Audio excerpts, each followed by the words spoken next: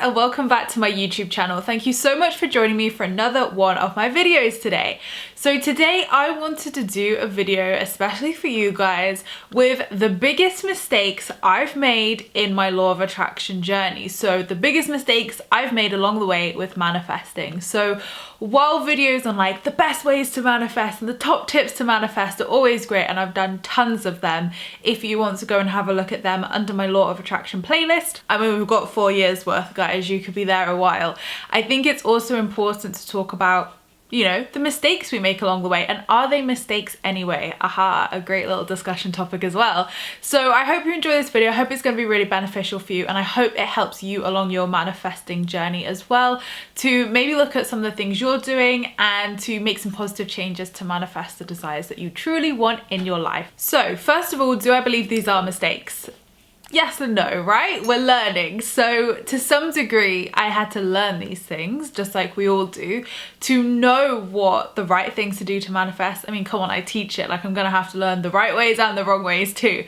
So for me, I look at these as not necessarily mistakes, but actually lessons that I've learned along the way, which have helped me to, you know, manifest in a more aligned way, or manifest easier or quicker, because I've kind of like learned what not to do in order to learn exactly what does really work for me and what really works in terms of, you know, all the laws of the universe, and including law of attraction, of course. So if you have made any of these or do any of these, please don't feel like it's a mistake or that like, oh my God, I've, you know, messed it up.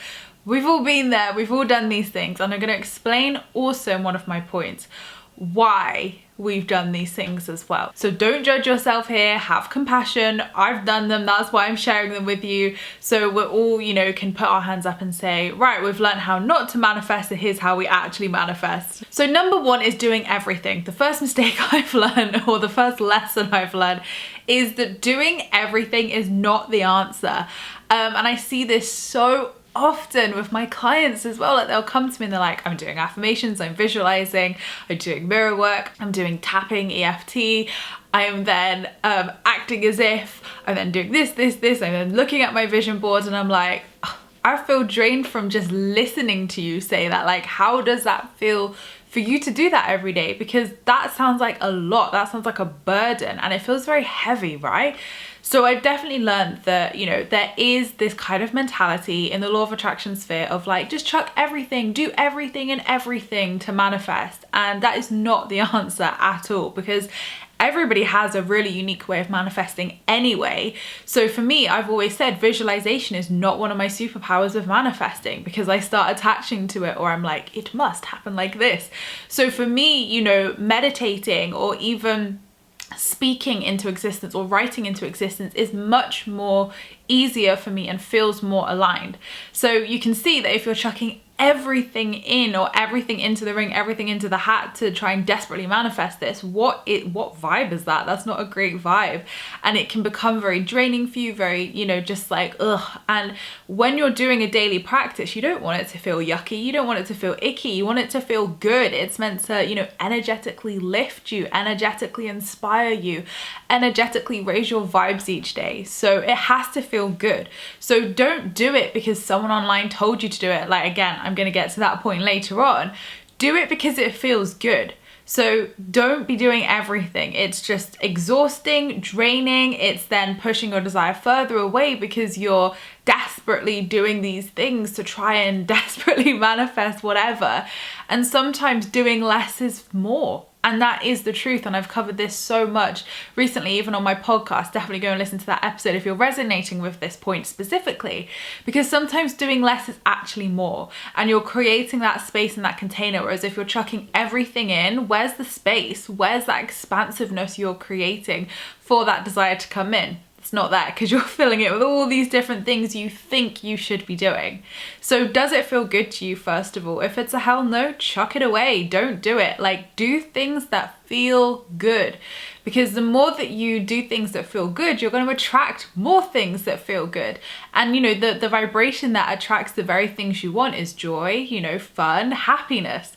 So if that is not bringing you that, it is not serving you. So doing everything is definitely a mistake I've done in the past, and I think because I'm an ex-controller as well, it's easy to feel like you have to do everything, like just go 90% of the way, just do everything, when actually this is a co-creation process where we're co-creating with the universe. So you only need to go 50% of the way. So stop doing everything. You don't need to do everything. I cannot stress that enough. So if that is you, this is definitely a mistake I've made, or a lesson I've learned, and one that I actively do not do anymore because it's just too much. It's just too much energetically draining, and it doesn't bring the results you want anyway. Number 2 is thinking that I'm in control. So what do I mean by this? A lot of the time when we get on the spiritual path or the law of attraction path, there is very much this focus on you are the creator of your life, which is absolutely true. You are the author of your life, of course. But you are co-creating with the universe. The universe is also in this process, and you don't want something that's not for your highest good. So again, one trap I fell into very early on in my law of attraction journey, one mistake I made, and I still see it time and time again with people I work with or just online, is that people get into this almost like controlling aspect of this is going to happen and nothing else. And if you look at that energy, is that really surrendered? Is that really co-creation? Or is that just manipulation of some form? Again, that's no shade to anybody. I've done this myself. Is it just a form of manipulation, or is it actually an aligned desire where you're open to all possibilities and actually you're surrendered, allowing yourself to receive that desire? No, it's a very restrictive energy where you're controlling and saying it must happen like this is the only thing I want and nothing else. Like, if you are in that headspace, you're not co-creating. And it is the biggest block that happens to people. Again, I'm saying this from personal experience, because when you're in that tunnel vision of this is the only thing that can happen and nothing else, you're literally blocking yourself from potentially something even better, something even more mind-blowingly, more amazing, 10 times better, where you'd be like, oh my God, that's the most awesome thing. But I was just like tunnel focused on that other thing for ages. Like, why did I do that? So really, this is the work of surrendering into that feminine energy and surrendering into you are really not in control here. You have a say, you have free will, of course, and you know, you put your desires out into the universe to co-create, of course, all of those things still exist. But there are more factors into this when we look at law of attraction on the grander scheme of things, the bigger picture of there's actually 7 laws to the universe where free will is one of them. And it's not just about looking at law of attraction and saying like, this is the only law of the universe and I can have anything and everything I want. Yes, to some degree you absolutely can. But if it is not in your soul contract, if it is not in your destiny to have that, or something better is aligned for you that's going to be even better, and at this precise moment you can't see that actually what you're wanting in the physical, like right here right now, could potentially maybe not be for your highest good. You don't want that. You want what is for your highest good. So really it's about remembering this is a 50-50 process. The things you are in control of are your emotions, how you feel, how you respond, and how you decide to show up each day. Those are the very things that are in your control every single day. The things like destiny, how things unfold, how your manifestations come into your life, you're not in control of that, not at all. And again, that can be quite triggering for people because they're sold this story of like, you control everything. And that's just not even what spirituality is. That's just not even an expansive energy, which is co-creation. That's just, I don't even know what that is, but it's not a great vibe. So please, if you think you are in control of everything or even trying to control something, this could be on a really subtle level. Like some people aren't even consciously aware of this, that you are not in control of the hows, whens, whys, ifs, buts, all of that. You're not. And trust the universe that it has your back with that, because it doesn't let you down. Like, look, has it ever let you down so far? No. So you don't need to control that. Your job is to receive. Your job is to create that container to allow and receive. So allow yourself to do that. Number 3 mistake is, or third mistake should I say, there's a mistake in itself, is toxic positivity. So I talk about toxic positivity a little bit in Positively Wealthy. And I think I tend to just talk about it rather than call it toxic positivity, just because some people don't actually know what the word toxic positivity is. So toxic positivity is definitely a mistake that I made for quite a few years along my law of attraction journey, more in my journey rather than teaching, if that makes sense, because it always felt weird to just say to people, oh, just be positive, just stop saying your negative stuff, just be positive, only think of the positives. And the reason why I never felt really cool to even teach that or say that to anybody ever is because it didn't vibe with me, and because I knew that when I would try and do that myself, I would just spiral. Like when I would say it to myself and I would be like, well, those feelings aren't going away, and then you just spiral into this, well, I'm trying to be positive, I'm trying to force myself to think positive thoughts. And this is just toxic positivity. It's also a form of bypassing. Like, you can't do that. You just can't. You have to allow yourself to feel your emotions. That is the quickest, most efficient and safest way for any thoughts. You know, we have thousands of thoughts each and every day. Not every single one of them manifest, do they? No, of course not. What manifests is your consistent vibration. If you were to consistently sit in victim mode, or consistently be negative, or consistently, you know, whatever, then you can expect to manifest more of those, you know, vibes in your life. But if you were just honoring how you feel about something, or a limiting belief or fear is coming up, that is not negative. That's not going to manifest. You need to witness it, because that's the very thing that's giving you feedback and saying, hey, hi, I'm here, work on me. And when I'm clear, that's when the abundance comes in. It's feedback. So see those thoughts and see that ego, inner critic, inner child talk as feedback. It is feedback from your soul to say, this is where you're not feeling great still. Let's shift that. So don't suppress it down. Don't do this BS, old school toxic positivity of, you must think happy thoughts all the time. You must think positive. If you have a negative thought, just switch it. To some degree, yeah, that does work. But if it is a genuine limiting belief or fear, or genuine emotion and feeling, you have to feel it. And I've realized that from allowing myself to feel those things and sit with it, even if it feels rubbish, sit with it, it passes through so much quicker and more effectively and in an aligned way, rather than sitting there like, well, actually, I'm just going to think of 3 things I'm positive for. Actually, I'm just going to forget all about that and forget it exists and just think positive. Actually go into it, because when you go into that thought or feeling, you're going to see what's underneath it. And when you can see what's underneath that, you know where the inner work needs to begin. So toxic positivity is a big hell no from me. It does not work. It is so damaging, and so like, it damages people, right? And I'm sure anybody watching this is gonna have like listened to that advice before and then been like, well, that didn't work. So again, it's more damaging than it is helpful. And I just think that the more people that are speaking about this, the more that's going to shift. And the more people are going to realize that actually just covering stuff up and sweeping it under the carpet is not spirituality, is not how you manifest, and is not serving you. It's not good. That's not going to make you feel good, is it? Not in the long run, and not even in the short run either, because it's still just going to come up and come up and come up and come up until you look it in the eyes and address it. So definitely do not toxic positivity yourself and feel like just because you're having negative thoughts or beliefs that there's something wrong with you, that you need to be fixed. And I'm going to get to that in a second.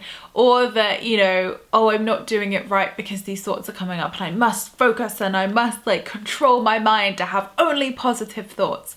We are cyclic humans and beings and souls. Like, it is not possible to constantly be in high vibe, to constantly have positive thoughts. I still have negative thoughts. Every single human being on this planet still has, you know, positive thoughts, maybe some more negative thoughts, maybe some more neutral thoughts. That is how life works. That is how your brain works. That is how our subconscious works. There are so many different factors that come into it of if it is like when you're having that thought or feeling, if it is having a hold of you and it's triggering, that's when you do the work. If it's not, you can allow it to pass through you. Collective energy is also another reason why we feel funky for no reason, or we're like, oh, feel a bit odd today. Again, that's not you, that's just collective energy. You can clear it and you can obviously do certain things to help with that. So I think it's about looking past that and saying like, don't brush something under the carpet. face it head on and see what it's trying to tell you. It is feedback. Number 4 is trusting others before my own intuition. Again, another mistake I've made along my journey, or lesson I've learned, and I'm sure most of you will probably be like, yeah, me too. Now, with any spiritual guru, coach, psychic, whatever you want to call them, whatever, all they and we, all of us should be reminding you of is that you have the power within yourself. Now, yes, sometimes it is good to go to a safe container, like maybe a coach or a therapist, and work with them. Like, a safe container is good. And I've worked with numerous people over my spiritual career and spiritual journey to, you know, learn different things, to work on different things in that safe container. So again, yes, you can do, you know, you have the answers within you, but all of us are reminding you of is, you know, bringing you back to yourself with those helpful reminders. We're being that can opener for you to see what's inside. So I think the one thing I've learned is that so many people, and I've done this, put their power in other people's hands and trust others over their own intuition. And really, you know, the best coaches, the best mentors, the best people out there will guide you. They'll, you know, guide you to what you need to see, but ultimately you're gonna have, you know, you are the biggest power here. You are the biggest person who is going to give yourself those transformations, or give, you know, you have the power, not that other person. So I think definitely trusting your intuition is so, so important, because it will never, ever, ever serve you wrong. Like, your inner GPS, your inner sat nav is the most valuable tool, like the most valuable tool you have in this lifetime. So trust yourself. Trust yourself that you can do this. Trust yourself more. Don't put your power in other people's hands, because it's disempowering for you. It's not helpful. And also, what are you learning from that? You know, learn from yourself. Build that intuition, like books, videos like this, podcasts are all helpful, but none of us are, you know, well, hopefully I'm not, but most of us aren't giving you like, we are the savior, here's the definitive answer. It's like, actually, here's just some helpful stuff which is going to help you to remember your innate power and your ability to manifest and your ability. So definitely trust your intuition is such an important lesson and mistake I've made, because again, I had to learn. Again, I've gone along that journey, but equally as well, like, you are so powerful as you are, and your intuition will never ever do you wrong. And number 5, finally, on the mistakes list, or lessons learned, whatever we're calling it now, is the resistance to all possibilities. Now, again, so many of us are going to be holding our hands up to this. Again, I am guilty as charged for this one, and I'm definitely a lot better with this now. So looking at resistance to all possibilities, so what does this mean? This means about the letting and go, surrendering stage. So are you attached to, again, like I said, the control aspect of it must happen like this? If you are, then you are resisting the very manifestation that you want. So resistance is a big one, and resistance can come in many forms, but it is a massive block that I see in, right, I've seen it in myself, I've seen it in my friends, I've seen it in clients as well. Resistance is the very thing that keeps our desire away from us instead of pulling it towards us. So look at that. Are you flowing? Are you relaxing into this? Are you allowing, or are you resisting and saying like, it must happen like this? Like, you can feel when you've got a resistance energy, because you're feeling like you're forcing, you're feeling that like tension. It's a very tension, and yeah, you know what I mean? Like, it's a very like forceful energy. I don't know why I said that. Whereas when you're surrendered and when you're open to all possibilities and when you're not resisting, it's a very expansive, it's a very flowing, and it's a very calming, peaceful energy. So I think it's like, how is it feeling to you? Does it feel expansive? Does it feel positive? Does it feel good and like an ebbing and flowing and just positive and like you can exhale? Or is it like a tense inhale and it's like feeling tense? If it is, resistance. If it's the first part, then that's obviously you are surrendered and you are open to all possibilities. So definitely, again, it's looking, you know, it's combining all these 5 tips I've given you, all these 5 mistakes together and saying, right, how can I stop resisting this? How can I stop trying to control this? And how can I allow myself to relax into that space where I'm allowing, not resisting? And I think this is quite a big lesson that most of us learn along our spiritual journey, and probably a mistake that most of us have made in terms of our bigger manifestations, whereas the smaller ones, you know, it's probably quite easy to allow, it's probably quite easy to flow, it's probably quite easy to just be open to all possibilities. So use that, you know, energy that you're putting into your smaller manifestations into your bigger manifestations as well. And if you're saying, well, Emma, this is all great on paper, but how do I stop controlling? How do I stop resisting? Inner work is the answer here. Inner work. What is making you do that? What is that fear below that is, you know, subconsciously running the show with this, subconsciously, you know, controlling or consciously doing any of these things that I've done? It's inner work is the answer. And if you're like, great, well, Emma, how do I do that? I've got lots of videos on the inner work. Obviously, my book Positively Wealthy covers inner work as well.